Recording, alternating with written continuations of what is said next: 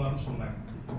நான் கீழே மேல இருக்க ராணு கிட்ட சொன்னேன், ஓவரா பில்டப் பண்ணாதீங்க, உங்க அளவுக்கு எனக்கு பேச தெரியாது அப்படின்னு சொன்னேன். ஆனாலும் இந்த மானியத்தினை பொன்மானை போட்டாரு, இன்ட்ரடக்ஷன் கொஞ்சம் கம்மி பண்ணிட்டாரு. பரவாடா பேசிக்கலான்னு பார்த்தா மறுபடியும் ஏற்றி விடுறப்ப நல்லா பில்டப் பண்ணி கொடுத்துட்டாரு. ஸோ ஒரு ப்ரெஷர் இருக்கு.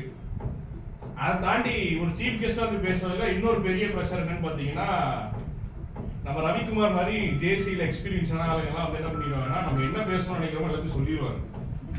இப்போ நான் சொல்றது புதுசா கண்டென்ட் நான் தேட வேண்டிய ஒரு நிர்பந்தத்துல நான் நின்று இருக்கேன். அதே போல ஃபர்ஸ்ட் வென்யூ பார்த்த உடனே சீட்ஸ் அப்படின்னு சொல்லி சொன்ன உடனே ஆரம்பம் வந்து இந்த மாதிரி ஆரம்பிக்கலாம்னு சொல்லிட்டு ஒரு எண்ணம், அந்த ஆரம்பத்தோட ஆரம்பிக்கிறேன். இந்த ஜேசி தர்மபுரி பில்லர்ஸ்க்கு விதையா இருந்த, விதை போட்டு ஆரம்பித்த கெஸ்ட் ஆஃப் ஆனர் ஜேசி ரவிக்குமார் அவர்களே, அதற்கு தண்ணீர் போல மலரத்துக்கு ஊக்குவித்த ஐபிபிஐ செயல்பட்ட ஜேசி விஜயகுமார் அவர்களே, சூரியனா இருந்து தூரத்துல இருந்து ஒரு இன்ஸ்பிரேஷனா எல்லாருக்கும் இருக்கக்கூடிய மற்றொரு guest of honour Saravanan sir அவர்களே, ஒரு செடியா முளைத்து ஒரு விருட்சமா வளர்ந்து நின்ற பிரசிடென்ட், ஓரமா போயிட்டு ஜாலியா உட்கார்ந்து இருக்கக்கூடிய பிரசிடென்ட் வினோத் அவர்களே, ஒரு விருட்சத்துல இருந்து வரக்கூடிய விதையில இருந்து விதையா வந்து இன்னைக்கு புதுசா செடியா முளைக்க இருக்கக்கூடிய ராம்குமார் அவர்களே, எவ்வளவு செடி இருந்தாலும் அந்த செடியோடைய அழகு என்னன்னு பாத்தீங்கன்னா, அதுல வந்து உட்கார்ற குயில் கூட்டம் தான். அது போன்ற அழகிய குயில் கூட்டமா உட்கார்ந்து இருக்கக்கூடிய தர்மபுரி பில்லர்ஸ் மெம்பர்ஸ் அவர்களே, உங்கள் அனைவருக்கும் என் முதற்கண் வணக்கம். எல்லாருக்கும் ஒரு சந்தேகம் வந்துருக்கும், சார் எங்கெல்லாம் சொல்லிட்டீங்க, அப்ப நீங்க யாரு சார் அப்படின்னு சொல்லி கேட்டீங்கன்னா, அந்த செடி வந்து எந்த பக்கம் போகணும், அந்த செடியை வந்து தீன்ற ஒரு தென்றலா இருந்தா அவர் வழி நடத்துற ஒரு காற்றாதான் நானும் என்னுடைய தினேஷும் இருக்கிறோம். ஸோ இந்த ஒரு காற்றா ஒரு தென்றலா உங்களோட வந்து ஒரு பேச ஒரு சின்னதா ஒரு ரொம்ப சீக்கிரம் முடிச்சிடுறேன், ஏன்னா 12 மணி ஆக போகுது, சீக்கிரமா முடிச்சிடலாம் அப்படிங்கிறது தான் ஐடியா. அதாவது ஜேசி பத்தி சொல்றாங்க, லைக் ஜேசியில இவ்வளவு ஆப்பர்ச்சுனிட்டிஸ் இருக்கு அப்படின்னு சொல்லி சொல்றாங்க.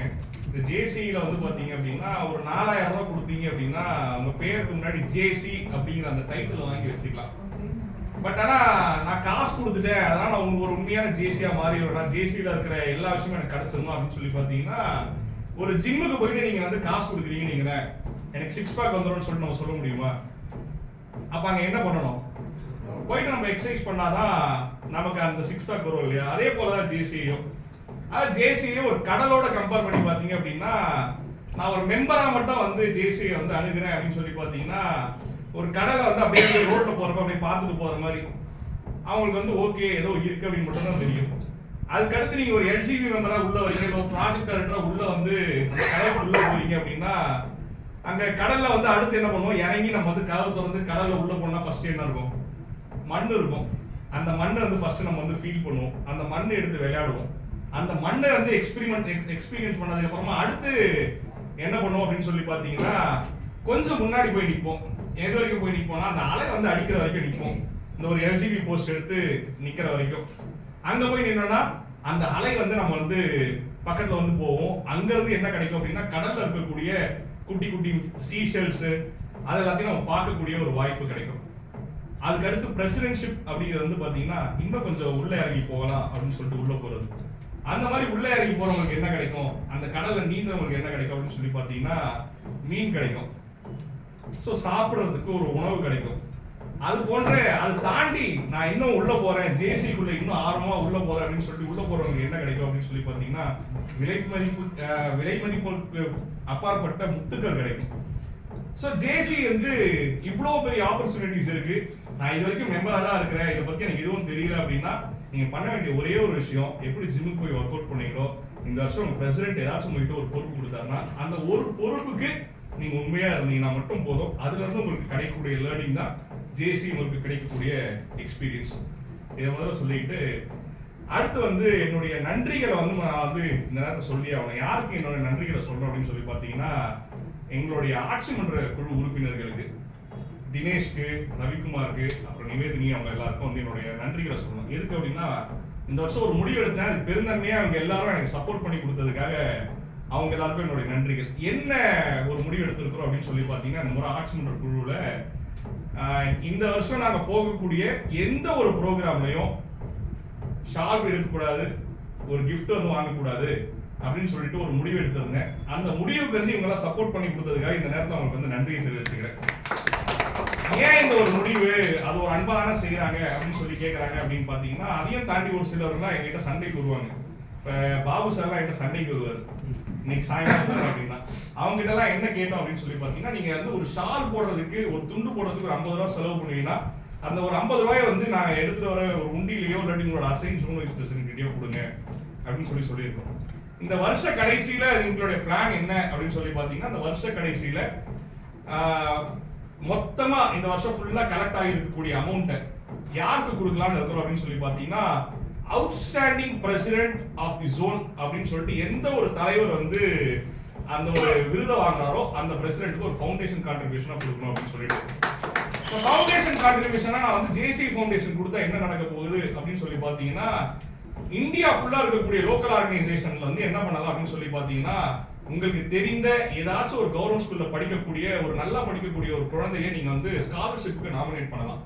அது மாதிரி ஒரு ஸ்காலர்ஷிப்க்கு நாமினேட் பண்ற குழந்தைக்கு வந்து அந்த ஃபவுண்டேஷன் அமௌண்ட் வந்து போயிட்டு அந்த குழந்தை வந்து கண்டிப்பா சேரும்.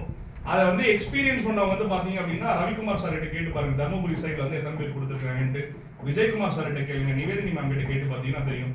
இந்த மாதிரி நம்மளை சுத்தி இருக்கிற ஒரு இடத்துல ஏதோ ஒரு குழந்தைக்கு வந்து ஒரு ஸ்காலர்ஷிப்பா போய் சேர வேண்டிய ஒரு அமௌண்ட், எங்களுக்கு கிடைக்கக்கூடிய மரியாதைகள் கிடைக்கலனா கூட பரவாயில்ல, எங்களுக்கு கிடைக்கக்கூடிய அந்த ஒரு ஆனந்தம் கிடைக்கலனா கூட பரவாயில்ல, எங்களுக்கு கிடைக்கக்கூடிய ஒரு சிறப்புனால இன்னொரு குழந்தை வந்து படிக்கும் அப்படின்னா அந்த சிறப்புக்காக நாங்க அந்த ஷாலையோ இல்ல அந்த கிஃப்டை விட்டு கொடுக்கறதுக்கு நாங்க தயாரா இருக்கோம்னு சொல்லிட்டு முடிவெடுத்த எங்களுடைய ஆட்சி மன்ற குழுவுக்கு இந்த நேரத்தில் என்னோட நன்றியை தெரிவிச்சுக்கிறேன்.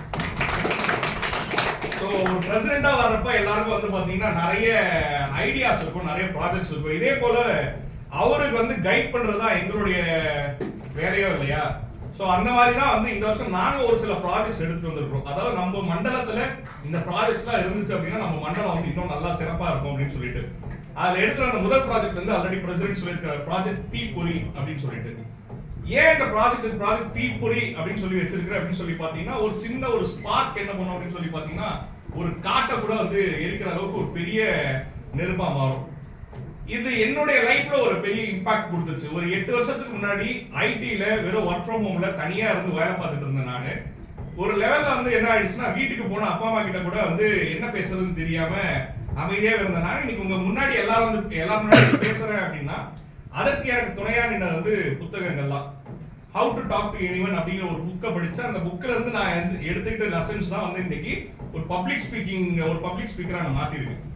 அது போன்ற வாய்ப்புகள் இன்னைக்கு இருக்கக்கூடிய குழந்தைகளுக்கு நிறைய பேருக்கு கிடைக்கணும் அப்படிங்கிறதுனாலதான் இந்த மாதிரியான புத்தகங்களை உங்க மெம்பர்ஸ் வந்து டொனேட் பண்ணணும்.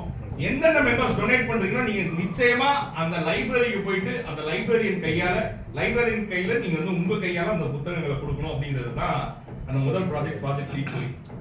அதுக்கு அடுத்து வந்து இன்னொரு ப்ராஜெக்ட் என்னன்னு பாத்தீங்கன்னா